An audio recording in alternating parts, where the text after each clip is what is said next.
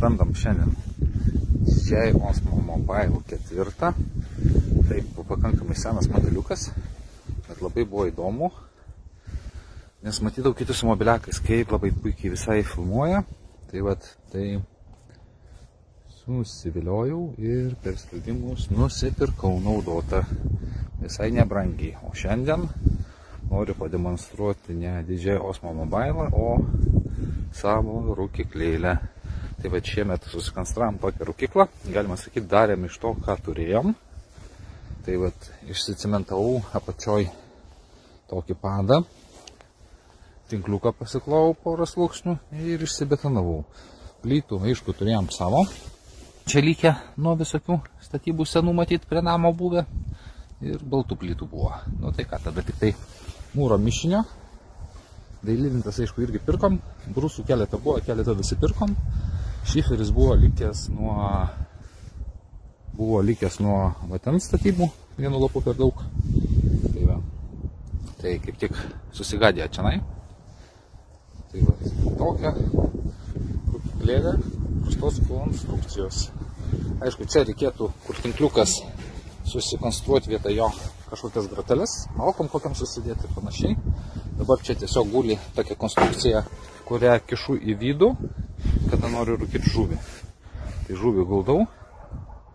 Tai vat, nu tai dar rankas biškai reikia pridėti prie šito viso statinio, kaip sakant, pasitobulimui, bet jau procesas vyksta. Tai vat, internete užmačiau paprastą konstrukciją rusų forumuose bloguose, tai vat pagavau visai gera paprasta konstrukcija. Aišku, pirkau dar trejetą šaligatvio plytelių tokių, 5 cm, tai va vienos teko pusę pjauti, tai grubiai tariant čia ilgis apie 1,25 m visos šitos pakuros. Ir toliau, tada nebeatsimenu tiksliai, 1,19 m ar kažkas panašiai, pati rūkykla. Tada kaip temperatūra, žiūrėjom, kas 614 rodo, tai vat, kai rūkau, stengiuosi tarp kokio 8 ir 120 laikyti temperatūrą, aišku, kartais būna biškį šoką, 10 laipsnių daugiau, ar nukrenta kitas iki kokių 7, ten ar šiandien 5, bet aišku, malku prikiš ir vėl užsikelia. Tai temperatūra šitas matuoklis iš senukų, paprastas maistinis, aišku, dabar vyksta rūkimas mėsos, tai labai kažkokio gero vaizdo nebus, va, matosi kumpeliai, va, kaip jie, ir va, visa rūkykla, viskas labai elementaru, ten matosi, va, skylė iš pečiaus, nu, ir visas karštis eina čia.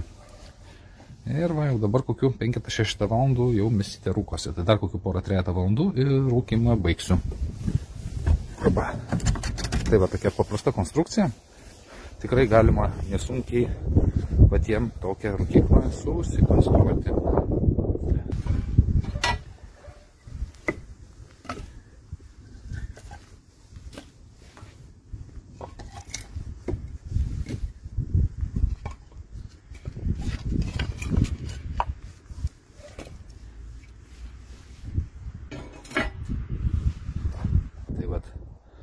Tokį modelį pasirinkau vien dėl to, kad, kaip minėjau, plytų buvo nemažai tiek rudų, tiek baltų. Šiferio šito skardos, kaip sakant, lapas irgi likęs buvo. Nu, aišku, vėlintas tai dasipirkti reikėjo, kad biškai gražiau būtų. Taip pat tokia elementari paprasta konstrukcija ir labai brangiai iš tikrųjų nekainavo. Kaip sakant, dar porą 100 eurų ant lentelių, ant visko ir rūkyklą galima pasidaryti visai nesudėtingai. Tai vat, tai toks mažas projektas, nežinau, kam patiko, spaudžiam laikiuką. Ir iki sekančio karto, iki.